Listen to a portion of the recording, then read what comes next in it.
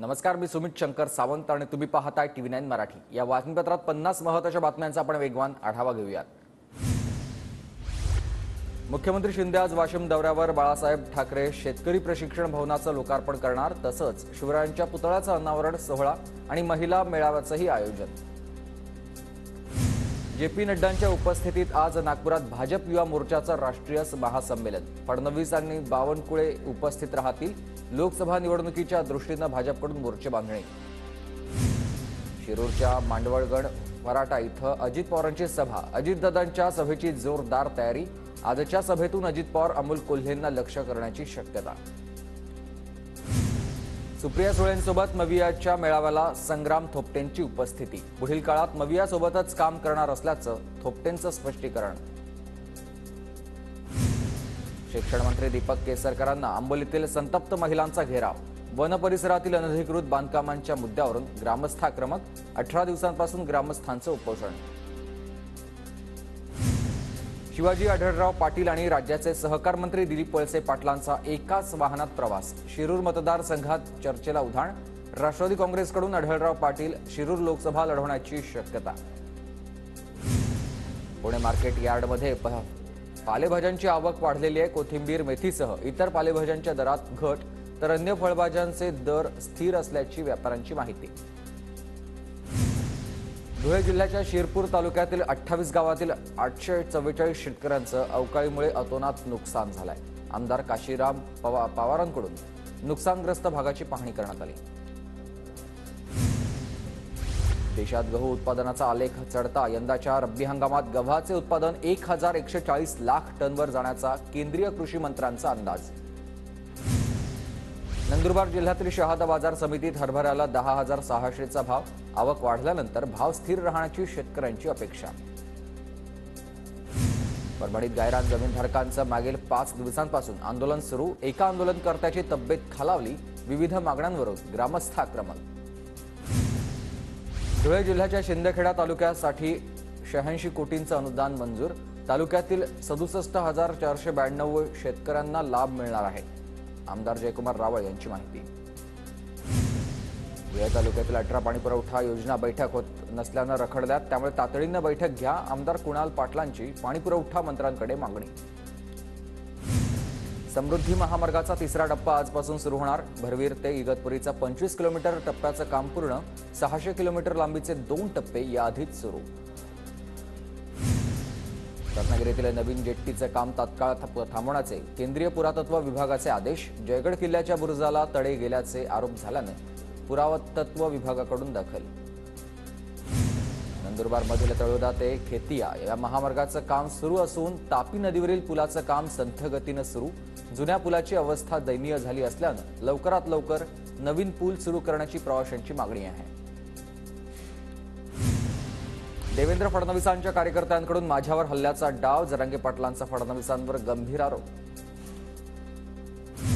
मी 17 दिवस उपोषण केलं। भुजबळांनी फक्त 9 दिवस उपोषण करून दाखवावं। उपोषण केल्यानंतर काय त्रास होतो हे भुजबळांना कळणार नाही। मनोज जरांगेंचं भुजबळांना आव्हान।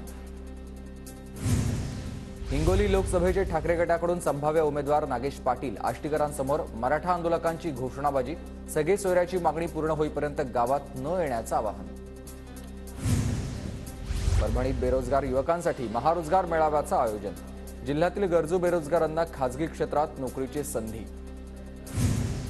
कोल्हापूरच्या उचगावात गेले खासदार कुणाकडे अशा आशयाचे लागलेत बॅनर। उचगाव माळीवाडा या पुलाच्या प्रश्नाकडे खासदारांनी लक्ष दिलं नसल्यानं गावकऱ्यांनी लावलेत हे बॅनर।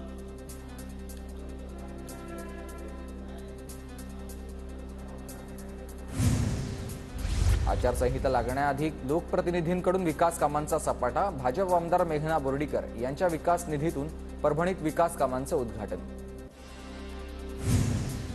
लोकसभा निवडणुकीच्या पार्श्वभूमीवर भंडारा जिल्हा राष्ट्रवादी काँग्रेसची महत्त्वाची बैठक संपन्न।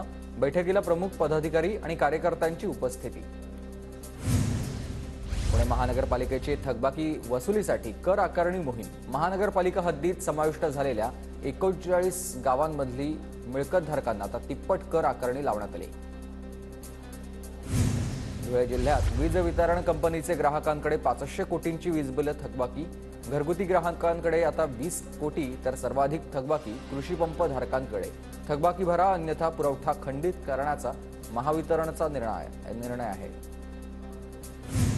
नंदुरबार जिल्ह्यात महावितरण विभागाकडून थकीत वीज बिल वसुली मोहिमेला सुरुवात. जिल्हा सामान्य रुग्णालयावर 1,36,00,000ची सर्वाधिक थकबाकी आहे आणि रुग्णालयानं थकबाकी भरली नाही तर विद्युत पुरवठा खंडित करण्याचा निर्णय.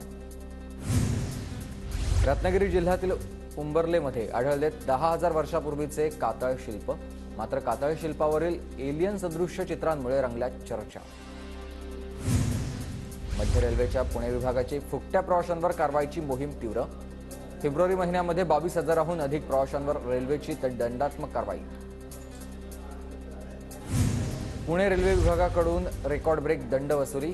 पुणे रेल्वेची फुकट्या प्रवाशांकडून दररोज 6 लाख रुपये दंडाची वसुली. फेब्रुवारी महिन्यात 22,000हून अधिक फुकट्या प्रवाशांवर कारवाईचा बडगा. कोकण रेल्वे मार्गावर गुरुवारी 3 तासांचा मेगा ब्लॉक. मुरुडेश्वर सेनापुरा विभागादरम्यान धावणाऱ्या एका नियमित गाडीच्या वेळापत्रकात अंशतः बदल तर इन्नाजे नंदीकुमीर या विभागादरम्यान दुपारी 12:15 ते 2:15 या दरम्यान ब्लॉक असेल.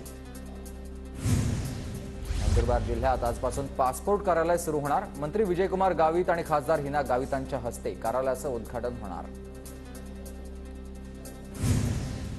वाशिमच्या साखरा येथील शाळेनं मुख्यमंत्री माझी शाळा सुंदर शाळा अभियानात प्रथम क्रमांक पटकावला. अभियानामध्ये राज्यातील 1,03,312 शाळांचा सहभाग. नाशिकच्या इगतपुरीमध्ये श्री गजानन महाराजांच्या प्रकट दिनानिमित्त पदयात्रा. पदयात्रेत हजारो भाविकांची गर्दी. जळगाव जिल्ह्यातील अमळनेरच्या प्रसिद्ध मंगळग्रह मंदिरात मूर्ती प्रतिष्ठापना सोहळा संपन्न. मूर्ती प्रतिष्ठापना सोहळ्यानिमित्त भाविकांची मोठ्या संख्येनं उपस्थिती. अंबरनाथमधील शिवमंदिर आर्ट फेस्टिवलची दिमाखदार सांगता. गायक सोनू निगमच्या गाण्यावर अंबरनाथकर चांगलेच थिरकले.